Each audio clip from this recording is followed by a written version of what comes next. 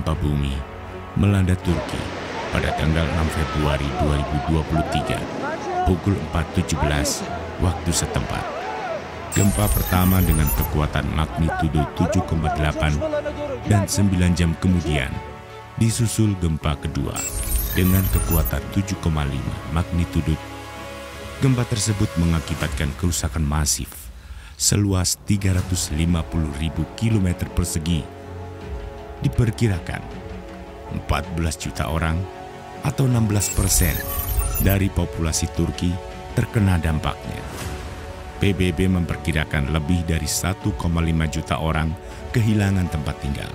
Terdata lebih dari 57.000 orang tewas dan lebih dari 130.000 orang terluka.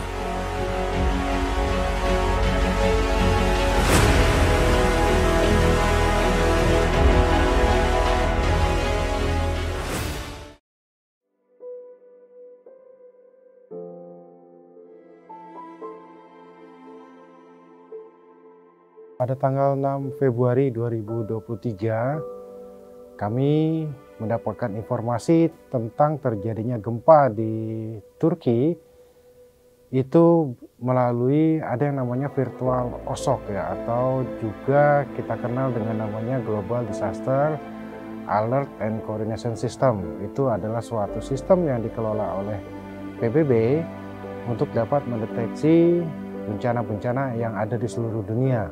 Melalui Kementerian Luar Negeri, Basarnas, dan Tim Yusar Indonesia maupun IMT di seluruh dunia diminta negara Turki untuk mengirim bantuan kemanusiaan.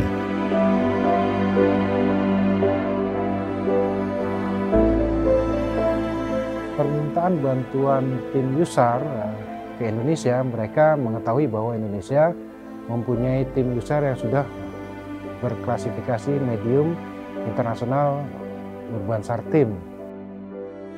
Sesuai standar PBB dan prosedur yang ada, Tim Yusar Indonesia telah memenuhi syarat untuk mengirim bantuan ke luar negeri.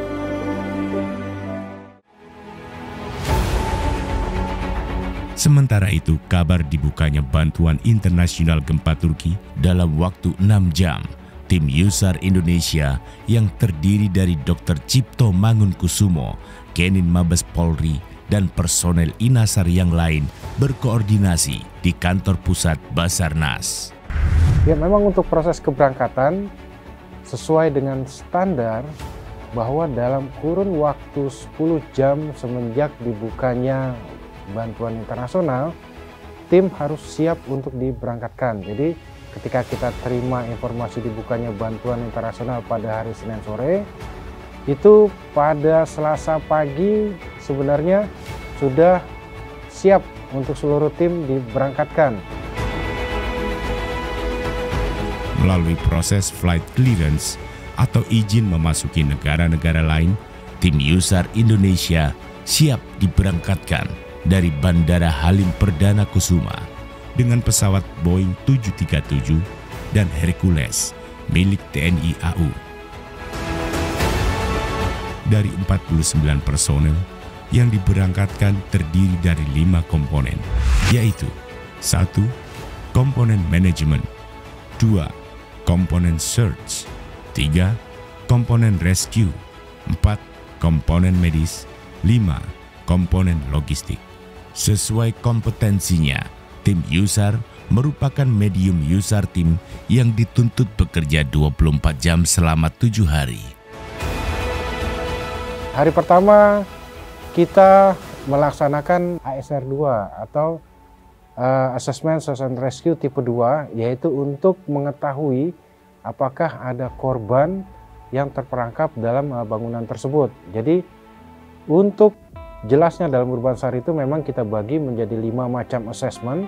Assessment 1 secara global, untuk assessment 2-nya itu adalah kita mendalami informasi yang ada dalam satu bangunan, dan apabila memang ada korban kita bisa laksanakan yang namanya assessment 3 maupun assessment 4, dan assessment 5 itu ketika sudah selesai dilaksanakan.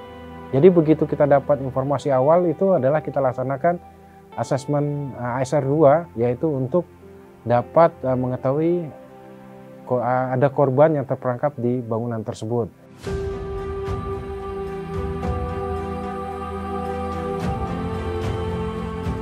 Nah, ketika setibanya kita di UCC, ternyata kita mendapatkan informasi adanya korban di satu bangunan, dan pada saat itu Indonesia langsung mendapatkan penugasan. Jadi kita belum sempat mendirikan tenda, tujuan kita adalah melaksanakan operasi Yusar.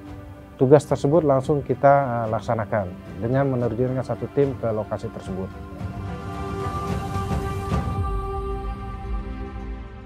Dan pada hari kedua, operasi gempa Turki, tim berhasil mengevakuasi 2 korban.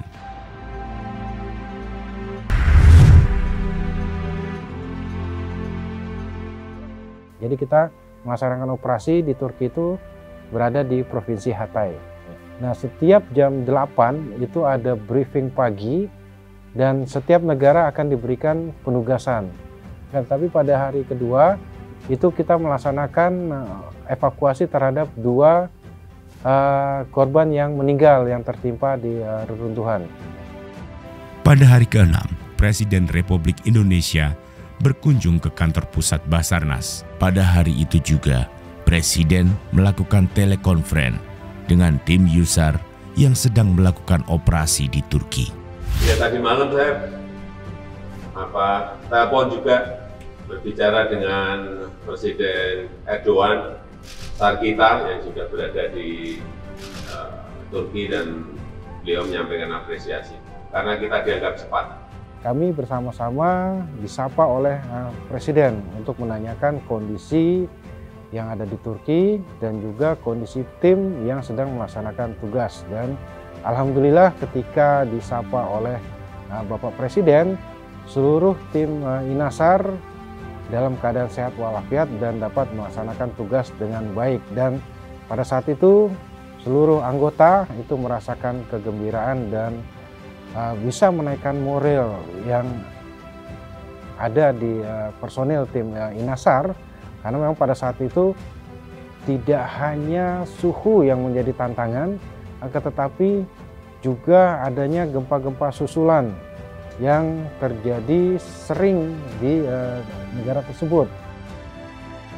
Selama 14 hari, tim Yusar Operasi Gempa Turki dinyatakan selesai oleh otoritas kebencanaan negara setempat. Jadi pada tanggal 20 itu sudah dinyatakan bahwa fase Yusar internasional itu dinyatakan selesai.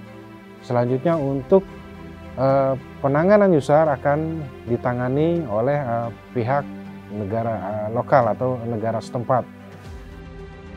Tim Yusar bersama Menteri PMK tiba di tanah air. Setelah tiba di Indonesia, itu langsung dilaksanakan pengecekan kesehatan. Ya, sesuai dengan prosedur, seluruh tim dicek kesehatannya dan rata-rata memang mengalami gejala awal dari frostbite atau pembekuan. Ya. Jadi proses ada karena hipotermia. Ya. Frostbite itu bisa diakibatkan dari hipotermia atau kedinginan, ya. Dan rata-rata seluruh personil itu merasakan hal yang sama, yaitu ujung-ujung jari ataupun tangan ini terasa seperti kesemutan ataupun kayak kebas gitu, jadi tidak ada rasa. Dan dari pihak medisnya Basarnas melaksanakan treatment dan alhamdulillah tidak ada personil Basarnas yang mengalami kejadian yang fatal akibat frostbite tersebut, ya. Dan untuk selanjutnya kami melaksanakan evaluasi terhadap apa yang sudah kami lakukan untuk perbaikan di masa yang akan datang. Dan ada satu pesan yang disampaikan oleh Bapak Menko PMK bahwa Bapak Presiden menginginkan adanya peningkatan kapasitas dari tim Inasar ini yang tadinya di medium level itu agar ditingkatkan menjadi heavy. Ya, tentunya perlu penambahan personil maupun peralatan dan kemampuan yang dipunyai oleh tim Inasar ini.